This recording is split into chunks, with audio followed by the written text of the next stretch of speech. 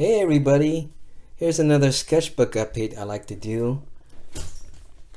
I did a bunch of drawings over the past several months and I haven't uploaded them to YouTube yet because most of them are just all pencil drawings. I haven't inked them, so let me show you what I've got. So for the first portion, it was just finishing up most of the D&D storytelling. I think the last I showed, I did part of this one, and so here, let me show you the rest of it. So I'll just describe each briefly.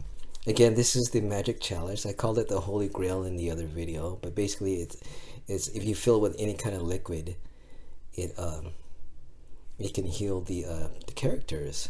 And the problem with this thing though is it's has a curse on it that's stuck to our barbarian character's hand. So he's actually, one of his hands is useless. He actually uses the goblet as a weapon to bash people. Okay, here's I think I mentioned this earlier. Yeah, this is a dwarven tomb. There's an entrance to the tomb, and here we can see there's like on the rug there's like an axe pattern on here, and here's like an altar into the rest of the entrance into the tomb. And here, same dwarven tomb, but this is like some kind of mysterious pit with dwarven runes around it. And once we get along to the story, I'll explain more in the story what this means.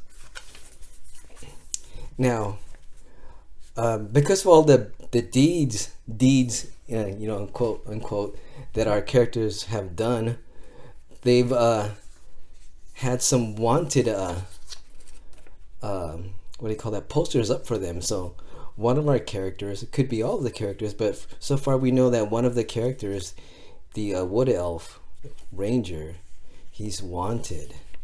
So they wanted him for, his name is Emerald, 5,000 gold pieces for him. And we have a description here. Wanted for the, what was it, okay, wanted captured dead or alive for the murder of Lareth the Fair. Oh, I don't know if I spoiled something. Oh well, too late now. Well, you might have forgot who that is. So it's wanted for murder. And a description of him and his bounty by the coven. So whoever that is. Well, you can tell by the name who that might be. Over here, it's a quick sketch of, who are these again? I think these may be hobgoblins. I don't remember exactly what part of the story they're in. Okay, here is our barbarian character being it looks like he got a bunch of javelins pierced in him. Is he dead though? Who knows? Remember, he does have that goblet of healing. We call it rage squirt again, because usually he's always raging and he squirts water or even enemy blood into it and then drinks it. So we dubbed it the rage squirt, even though that's not the technical name. We will find out the name of the goblet later on in the story. Here's our bard. She's playing her pan flute. And I believe this is my character, Yusuf, yelling about something. I don't remember what. Because again, the story actually takes place, I actually finished this campaign about a year ago, so I have to go through my notes to see what actually is occurring in the story. And by the way, I have the next one up though. I just need to record the dialogue for that, so be patient please. Here we have it looks like I would say this like maybe a dwarven summon. This like a spirit or maybe an avatar of one of the gods, one of the dwarven gods. Let's see here. And here is our character, our elf wizard. He's doing a spell of some sort. We'll have to find out what spell he's doing later. Now here's some treasure that we found in the Dwarven tomb. Some gauntlets, an axe. Or is that a warhammer? It could have been a warhammer. And some boots. They all have like runes on them too. And here's a funny scene. Same elven mage. And it looks like he's tossing some of the equipment down behind him. Wonder why. See? Now here are two new characters, two new player characters. And it's like we have a female and another giant character.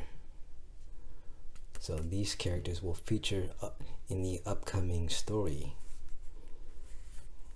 I'll keep it a surprise. And this one here looks to be a merchant that has been waylaid. He's coming for help to the PCs. Now what is this? Okay, this looks to be like I believe the characters are traveling through the forest, and it looks to be some kind of ambush, kind of like a trap laid for the characters with the broken down trees to block their way. Oh, here again is one of the new characters. Okay, I just wanted to say that the class is the race is the Goliath class, so that's why he's so tall. He's also a barbarian. And this looks like a nasty wound. You can tell by the tattoos on the foot that this is our Goliath character. He looks like he got a nasty wound there. I'll explain later in the story why he has that wound. Now our Goliath character, two barbarians with our human barbarian, looks like they're having a standoff, seeing who's the tougher man is.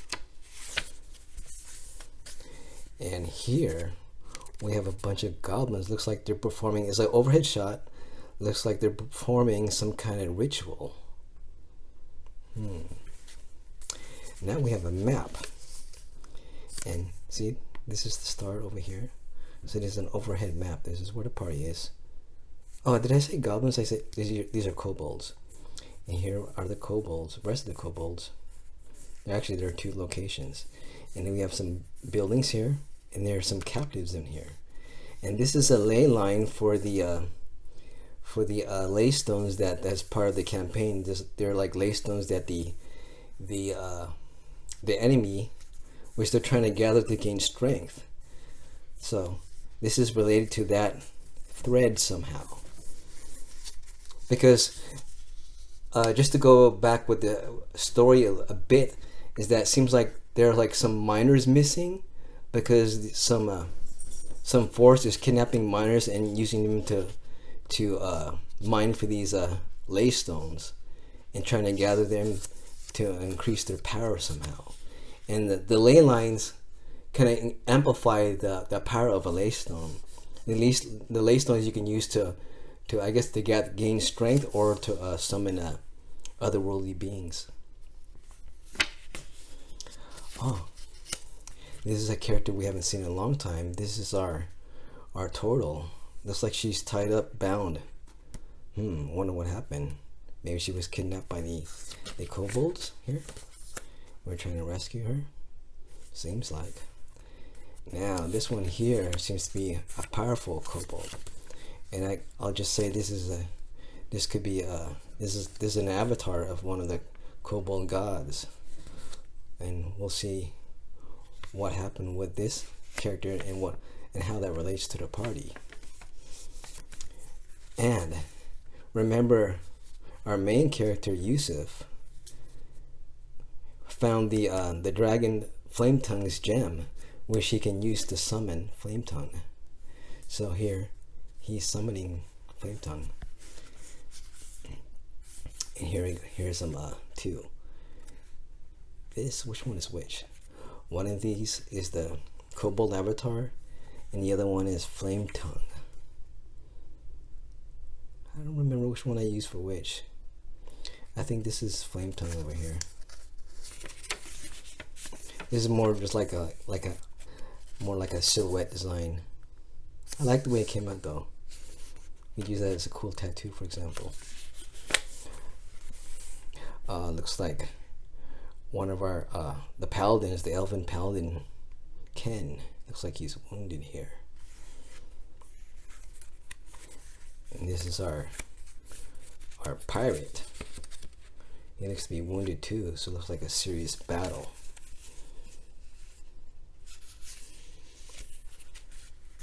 And what's this? Looks like either some creature is coming out, being summoned, or maybe it's going way back to its original dimension. We'll find out. And here's our turtle walking into the sunset. Now there's another silhouette style design of a bunch of kobolds here with weapons drawn. And here's a funny one. This is one of the characters. I'll just say it's Yusuf being bitten by, looks like a crazed baby. So what's going on here? Biting him on the ankles. And here's a funny one. Remember, I don't know if you guys remember, but one of the characters, our half-elf scout, he always gets in some kind of weird interaction with women. So again here, they were, remember on the map they said they were captives.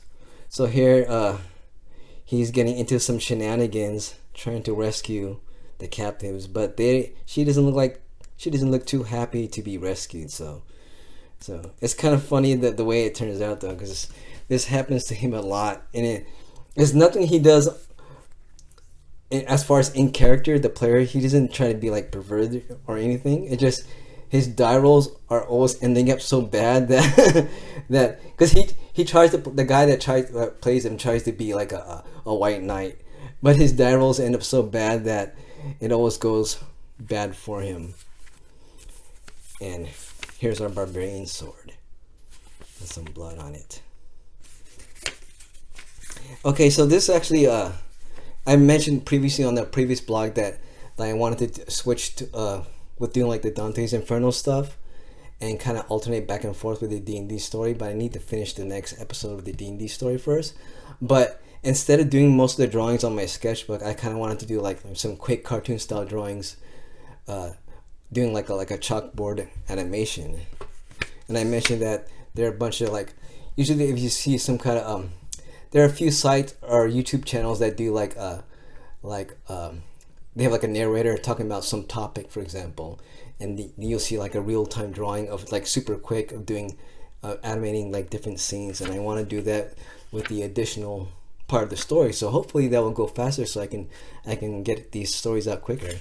So since I'll be doing that, I kind of switched to because most of all these are done from imagination, but for me I like to switch back and forth from imagination and using reference, because when you use imagination too much, you kind of like, or for me at least, I need to go switch back to using reference to get practice getting like proportions and what do you call that, foreshortening and angles and just details and shadows, everything, getting those correct. So what I've done here is all these next few drawings I've been using reference, but I decided not to do like an exact reference of the photo. I decided to like make it a little bit more cartoony, so I'm not just like straight up copying it, or just modify it a little bit. So here's the first one. This one is of a maiden praying. So this one I had a little bit more detail. You can see it's like a bunch of shadows and stuff like that.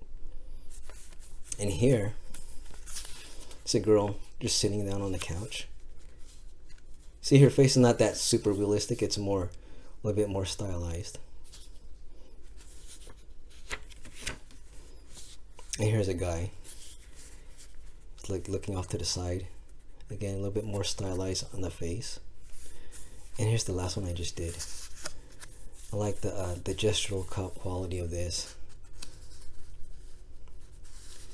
So I made her like more slinky looking, like slender than the actual reference, and face more elongated, eyes like a little bit bigger.